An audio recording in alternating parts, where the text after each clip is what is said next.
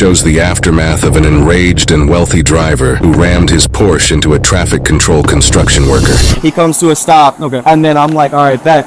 So I stop like this to stand in front of him, and then he continues to accelerate into my legs to get me to move out the way, and he's like looking at me like yelling, and that's when I got mad. I was you're yelling at him to stop. Yeah, I'm like, you need to stop. Yeah, but he could like. I understand when somebody lets go of their brakes and then their car hits you a little bit. This dude pushed my legs in with his car. Like, I made any medical. No. Trust me. I've been the car definitely did hit you. But he hit me like he stepped on the gas to get the fuck out of his way, and that's what he was implying. Even after, I know this is stupid because we're between this is a crash hit and run, and between this is like an aggravated battery with a deadly weapon. Yeah, so it goes from one criminal charge to another criminal charge. I'm just trying to make sure I have all the elements. Yeah, so I have like the whole crew of people that seen it down there because they was all on the equipment, so they watched all of this go down, and they were like, "Yo, what the f is he doing?" So I said, "Stop." Yeah. He pushes his car right up on my legs and tries to move me out of my way. And then that's when I'm like, yo, you're seriously going to fucking hit me with your car right now? And then he's like, oh, like, I need to go and turn left here. Like, I need to turn left. And I'm like, bro, I don't care. You're not going to hit me with your car trying to meet me out your way. Okay. And then he was like, oh, I didn't mean to.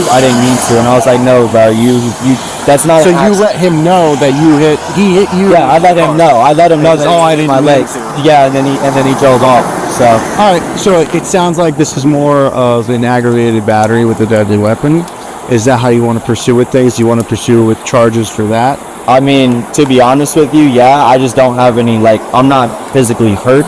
So, I mean, but if that still counts under it. If we have witnesses and you're saying that the vehicle did touch you. Right? Yeah, 100%. Like, I'm not doubting you on that at all. That dude drove his whole hood into my leg and tried to push me like with his car for a second, and I was like, bro. All right, you can use the back of my car. I just need basic information here at the top. Just explain the whole situation. You here directing traffic, and then what happened after that. I mean, be as clear as like the stuff I told you to repeat. Just kind of repeat that in there. After finding the location of the possible suspect at a nearby home, an officer checks with the residents there. You Donald? Or Donald that resides here that drives that? Yes. Come here. Where is he? Is he friendly? Oh, yeah. Okay. Hello. Yeah, hold on. All right. Okay, here. Come here. Hello. How are you? Good. I just got some questions for you today. Before I ask the questions, I gotta read you something from this card. Okay. I'm Deputy Lane with the Flagler County Sheriff's Office. I'm here investigating an aggravated battery. I have to read you the back of the card now. You have the right to remain silent. Anything you say may be used as evidence against you. Do you understand these rights? Sure. Okay. With these rights in mind, are you still willing to talk to me? Gee, I don't know. I don't even know what this is about. I said it's in reference to an investigation for an aggravated battery. Me? Yes. Again, I don't even know. I have no idea what you're talking about. Charlie 111 Flagler. I'm 1012 with my suspect. I mean, it's a yes or no. Are you still willing to talk to me? Yeah, I mean, I guess so. I don't know what we're talking about. Okay. Sure. All right. So earlier today, were you driving that Porsche? I was. Were you on Camino del Rey with all that construction going on? Yes, I was. Okay.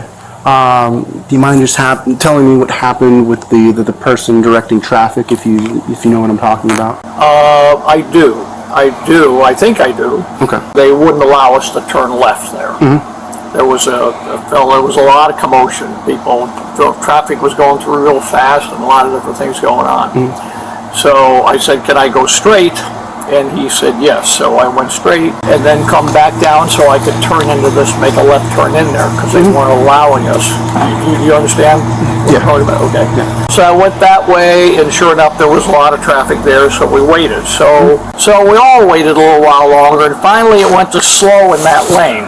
Mm-hmm. So I pulled out, and if what you're talking about, there was a fella, when I started going down, hoping that I'd get down there and make that left turn because all this equipment was parked there. Mm-hmm. So when I went down there, I could see a fella come out. There was one guy on the left and another one came out on the right side, and he came running up to me like this, and he ran up to the hood of my car. Yeah.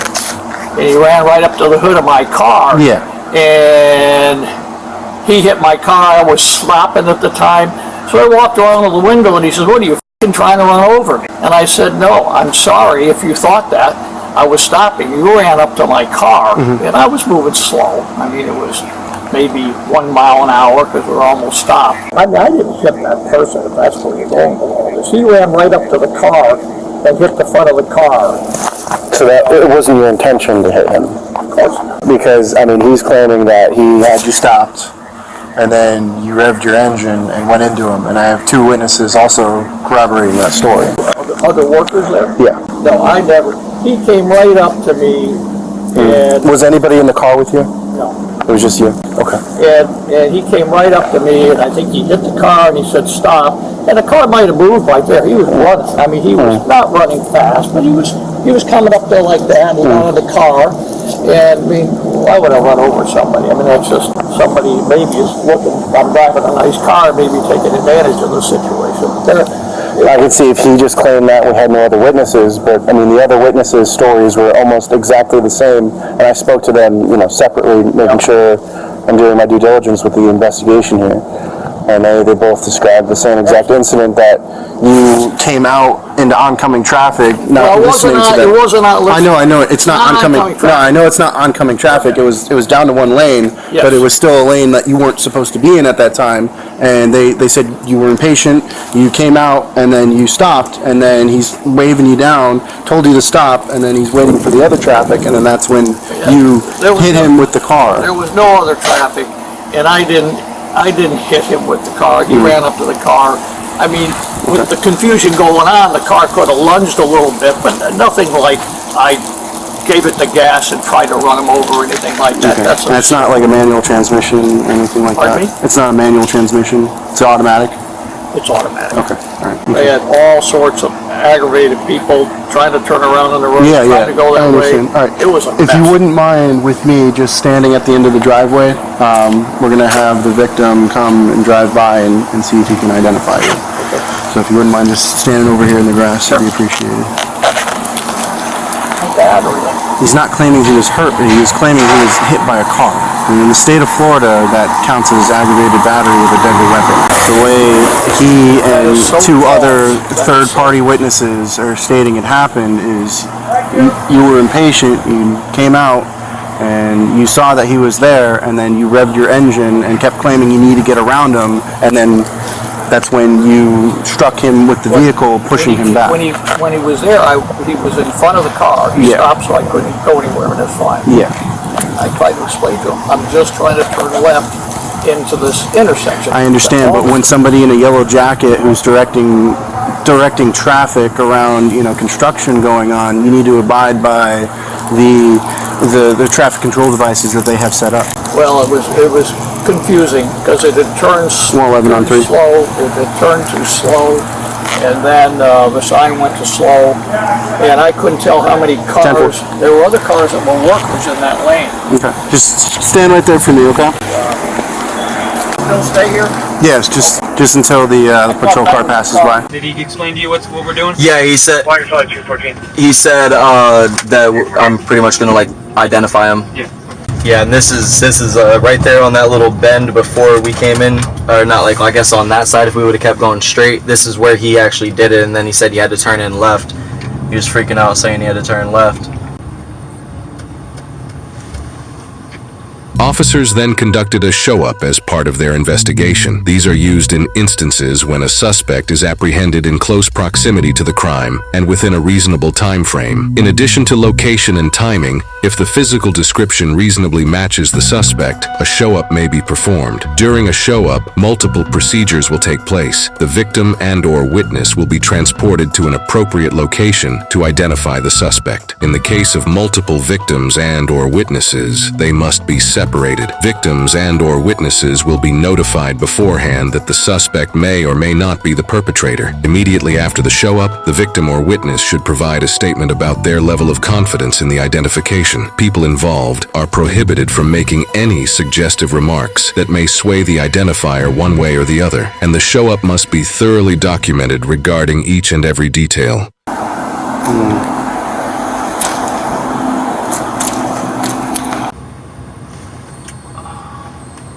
I mean, he's got his glasses off, but yeah, it's the same shirt, and it's literally the same hair. Alright, so are you 100%? Yeah, it was literally the exact same Porsche. The only thing that's different now is he doesn't have his sunglasses on, and I think he was wearing a black hat too, but I don't think he's got that on either. So the only difference, he just doesn't have his... He just doesn't have the glasses and the hat on, but the same gray hair, the same face, the same shirt. I mean, based on the witness statements, based on the victim identifying you as driving the Porsche that he photographed, hitting him, I have probable cause to make an arrest for a aggravated battery. Craziest thing I've ever, like he was hit with a car. Okay.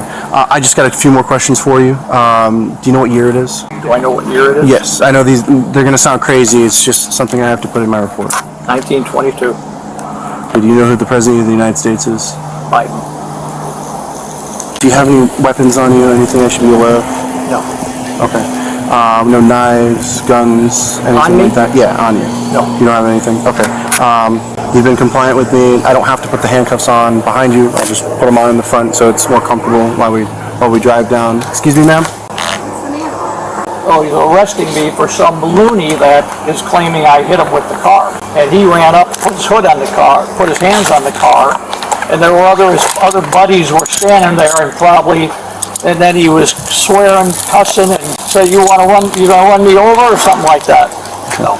So if you wouldn't mind just putting your hands out like that. Wait, let me.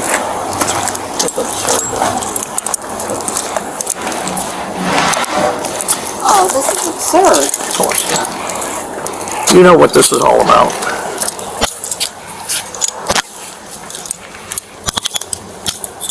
Okay. Okay. You're not having any medical complaints? Right now? No. Yeah. No. Okay. All right. Am I just walking me down to my car over here? So where I are can- you going? I can explain everything to you. We'll just do it at my car once he's secured in my back seat, and I'll let you know. Do you want me to come with you? Yeah, if you wouldn't mind. So before I put you back there, I just have to pat you down just to make sure there's nothing else on you that I should be aware of. Any other property? Just take a seat in the back seat. You just kind of slide in like you normally would, and then that's made so that I can buckle you. Okay. Short neck. Sorry about that. Alright. I can open that partition for you to let some AC back. It is going to get a little hot because it's not easily ventilated. Earlier today, he was driving with Porsche. What happened was, according to the victim and two other witnesses, he cut out into the oncoming lane against their wishes. They're telling him, "Hey, stop, stay here, and you can't go." He cuts out. Then he was told to stop by our victim. The victim, comes over, has him stop. He apparently stops in the roadway, and then he's standing in front of the vehicle, and then that's when he revs his engine and drives into him. That's hard for me to believe because he is a gentleman. I understand. We're going off of two witnesses, and the victim's statements. They're all exactly the same. I had to drive back and forth to different locations where these workers were, and I asked them these questions, separately, and they all gave the same exact story. Well, maybe they all talk to one another, instead of, hey, that's here why. we go. That's here why. we got a guy in a Porsche. Let's just. That's why over. it was handled the way it was. They had no idea the police were called. It was actually the victim. He called on his own. It wasn't like a job site. They were like, well, "What are you guys here for?" They had no idea. So I just find that really. I mean, he would not. He's the kindest man you ever met in your life. I understand, but that's what we're going off. So now what happens? He's going to be transported down to the Flagler County Inmate Facility in Bunnell. Oh, you've got to be kidding me! He committed a felony, ma'am. That's why we're doing it the way we're doing it. I don't have any discretion when it comes to making a felony arrest. All right, so you're taking him to you're taking him to prison? The jail, ma'am. Can I go there now, or can he come out of here once? It's gonna be a while before he's booked in. It's gonna be at least 2 hours before he's booked in, and then. Sir, stay over there. He was over. Oh, was he? Yeah. All right. Any further questions? No. So, do you have a phone number or anything I can call there? Or he come over? He's going to be with me. Yes. Yeah, you can come over. Come over here, Mike. My partner wasn't here. He didn't know you were here as well, sir. They're going to take him to jail. So we have probable cause for he committed an aggravated battery with his vehicle when he struck one of the workers over there who were directing traffic. We had two witnesses who were, completely separate. When I interviewed them, you give the exact same story as to what happened and so what the victim was claiming. Understand, so what's the bail requirement? That's set by the jail. I don't personally set that. So what happens now? Do I have to get a lawyer? That's down the road. He's gonna see a judge for first appearance and then they'll let him know. Are you gonna keep him overnight? I don't know. Maybe. It's possible. This isn't a domestic case, so he doesn't have to stay overnight. I don't personally set that. That's all set by the jail. I just type there and type out the arrest. Deputy Lane, you're doing your job. I can explain all this to her. We're okay. Okay. Understand. All right, go ahead. It's messed up, but it is what it is. All right. Try a little bit of thing. We've been following this case for the last 2 years as it's worked its way through the Florida court system. Donald was charged with aggravated battery with a deadly weapon. Court records indicate, as part of a plea agreement, Donald would plead guilty to battery and avoid jail time contingent on completing a diversion program involving anger management. He was also ordered to pay several $100s in fines and court costs related to this matter. Court records indicate that he completed the diversion program successfully. Accordingly, his felony